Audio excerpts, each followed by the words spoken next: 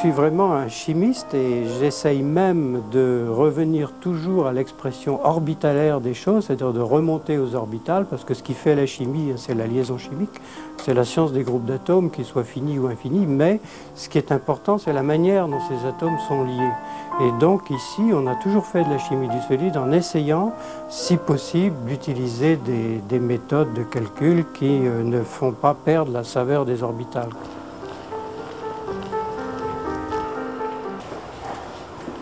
Le problème est de trouver des nouveaux pigments rouges et des nouveaux pigments jaunes parce que les pigments actuels vont être condamnés pour des raisons d'écologie parce qu'ils sont toxiques. Quoi. Et presque tous les thiophosphates et les thiosilicates de cérium qui ont été préparés par Gilles Gauthier présentent une fluorescence soit dans le vert ou le vert jaune et aussi, ça c'est plus important, dans le bleu parce qu'on a assez peu de composés qui fluorescent dans le bleu. Et si on regarde sa fluorescence, elle est aussi dans le jaune.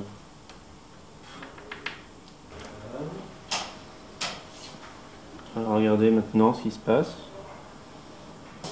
On est dans le fondamental, non? Ben, on vient d'y passer, là, d'un seul coup. Là, on est passé d'un seul coup. Là, vous n'avez pas vu la limite. Hein. Vous n'avez pas vu la limite. Et voilà un vrai problème de société, faire des pigments jaunes qui résistent et qui ne soient pas toxiques. Et puis vous voyez où c'est qu'on s'en va, là. Et à mon avis, c'est très intéressant parce que ces manips-là vont nous renseigner énormément sur la liaison chimique, dans le fond.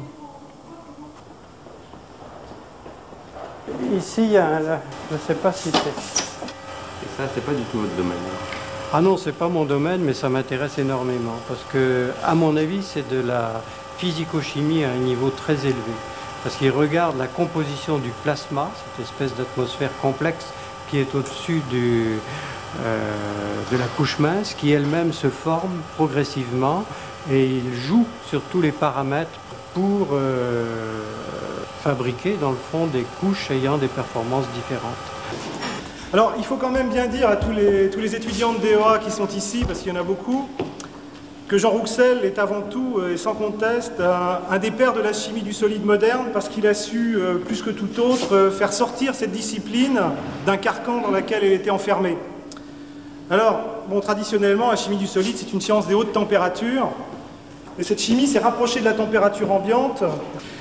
Ça s'appelle la chimie douce, et la chimie douce maintenant a un succès gigantesque, il y a plein d'applications industrielles, et même le terme chimie douce est utilisé par les anglo-saxons, ce qui est quand même assez rare en sciences. Quand vous faites les ondes de densité de charge, vous verrez, on va utiliser des modèles de physiciens. On va parler de surface de Fermi, de zone de Brillouin, de nesting des vecteurs, etc. Bon, et avant, M. Verdaguet vous aura parlé, lui, de distorsion d'Ian Teller, de transition de Payers, dans ces modèles orbitalaires de chimistes de coordination. En fait, il faut trouver un langage commun. Il y a quelque part un dénominateur commun à trouver, et c'est ce qu'on fera. Alors, ce sera un peu un chapitre acrobatique où on passera de l'espace K à l'espace réel, mais vous verrez, c'est pas difficile.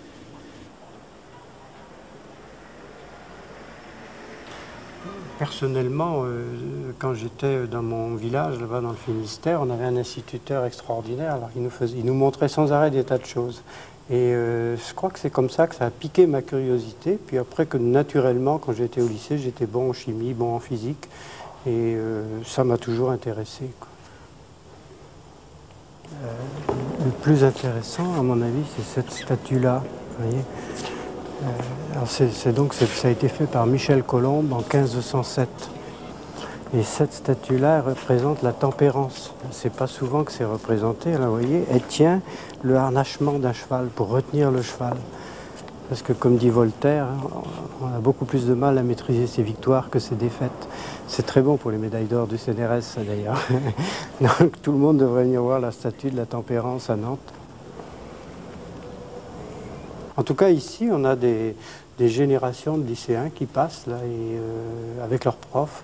Alors, je leur ai dit que cette maison était leur maison et qu'ils pouvaient venir autant qu'ils voulaient. Alors, ils utilisent l'amphi, ils viennent là et ils discutent. Moi, je leur fais des conférences des fois.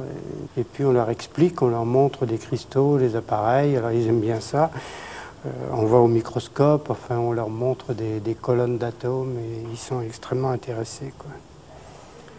Mais je crois que ce qu'on appelait autrefois la leçon de choses, c'est vraiment important.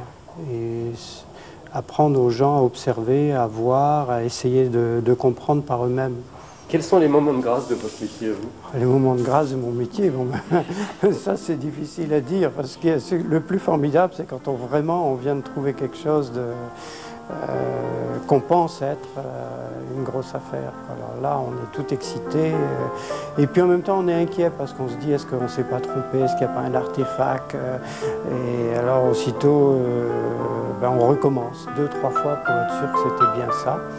Et puis quand ça se confirme, on voit de jour en jour que ça se confirme. Alors là, c'est une vie intense.